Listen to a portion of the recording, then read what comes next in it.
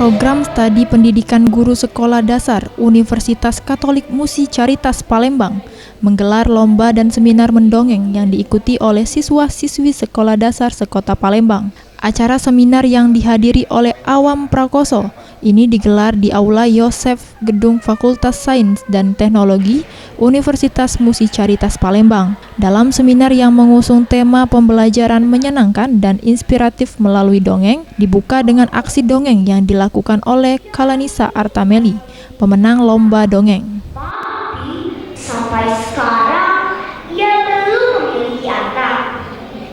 Pekerjaan Mbok Royo setiap hari hanyalah mengumpulkan kayu bakar. Usai kegiatan seminar, pria yang akrab disapa Kak Awam ini mengatakan bahwa prinsip utama cerita atau dongeng harus memiliki nilai yang mencerminkan tanggung jawab dalam mengembangkan kepribadian anak. Harus dipilih dan dipilah cerita atau dongeng yang mengandung pesan dan nilai positif bagi perkembangan anak, baik secara psikologis maupun moral, serta disampaikan dengan menarik. Ia juga berharap dengan adanya seminar ini, terutama bagi mahasiswa dan tenaga pengajar, agar lebih sering melakukan dongeng kepada para anak-anak di sekolah maupun di rumah. Baik, pertama terima kasih untuk Universitas Katolik Musi Caritas yang sudah mengundang saya. Ini adalah momentum yang sangat luar biasa, yaitu kita memberikan pembelajaran untuk mahasiswa-mahasiswi juga guru-guru tentang mendongeng, karena mendongeng itu memang sangat penting sekali.